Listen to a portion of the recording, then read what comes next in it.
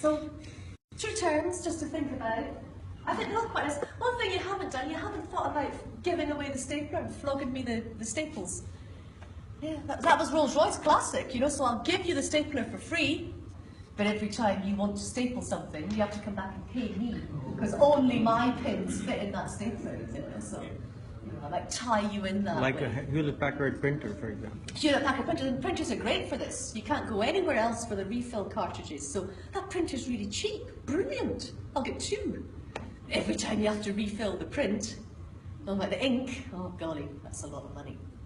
But you're bought into it, you can't go anywhere else. Okay, so notions. Again, I would say the shift, the more traditional view is value in exchange. And you think to yourself, you ask yourself questions like, how much can I buy this for? How much can I sell it for? How can I differentiate it? How can I get more customized product to be able to attract and differentiate my product, to exchange it for more money? And I think about the value in exchange. So I'm thinking, I once owned it, and you had the money. We didn't exchange, you have it, and I've got the money. That's the end of it. And the value is determined at that point of exchange. So,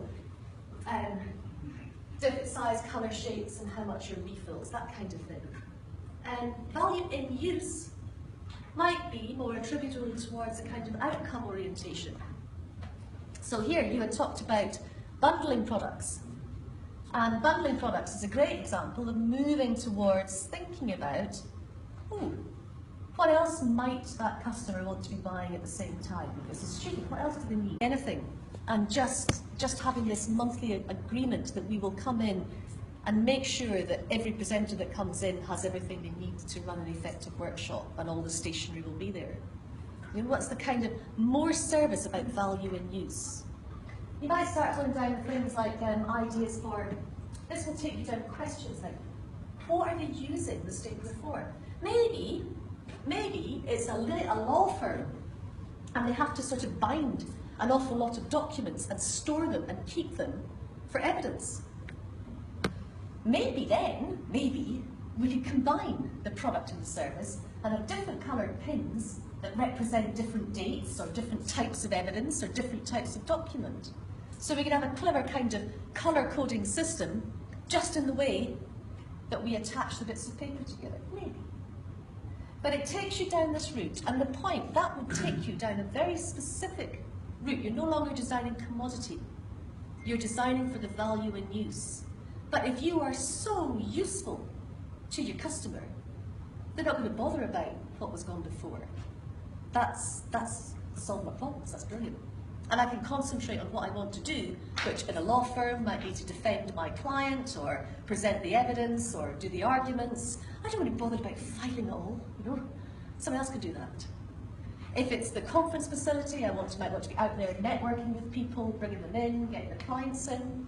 I don't want to be bothered with having to organise ordering the stationery from all these different suppliers. Just give me one and make sure that my room is fully equipped all the time. So maybe not, but it just opens up ideas and avenues and business models that you wouldn't necessarily normally think of. I would also just maybe have you consider, do we kind of most naturally jump to how do we make it the Lamborghini model? You know, do we most naturally jump to say, how do we make a better stapler? Rather than thinking, what do people use this stapler for? What's the outcome they're trying to achieve? And I still think our natural tendency is to jump over here. But everybody's jumping over here. So there might be that little spot of innovation if you force the questions over that way. Not a new idea. It's Karl Marx. Karl Marx had this notion a long time ago. He's quite old. He's been gone a while now. So I'm not pretending this is new groundbreaking academic theory, but the idea of value in use manifesting in this way is quite novel.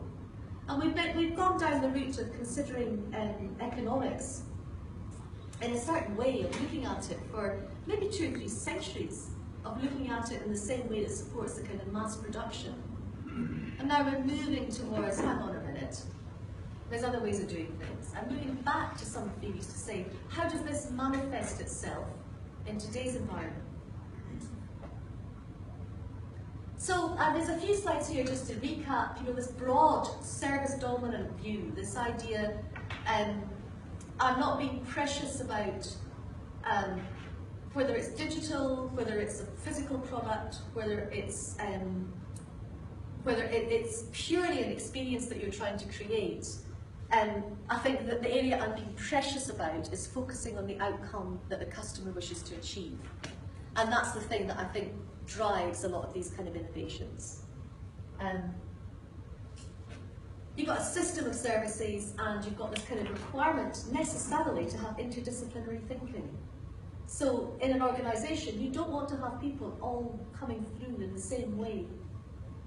So you have the same type of people. You want challenge. You want people to think differently. You want conflict. Because in conflict, that's when you can generate new ideas. So you want to encourage that. Co-creation. The customer is part of your capability. You work together to achieve the outcome. You both have responsibilities. So if you're going to transfer risk from one player to another, people need to understand where the risk lies and what you're getting for the contract you're involved in. So making people aware of this in the contracting stage is important and is challenging. So I spoke before of Rolls-Royce being the exemplar company that's moved to this power by the hour, and even they struggle. So now it's the preferred method of contracting for aircraft engines. But Rolls-Royce are now in a position where they have to guess how much it's going to cost them in the next 5 years, because they've taken that risk. So they've got to guess, well, how much do we think it's going to cost per hour for 5 years?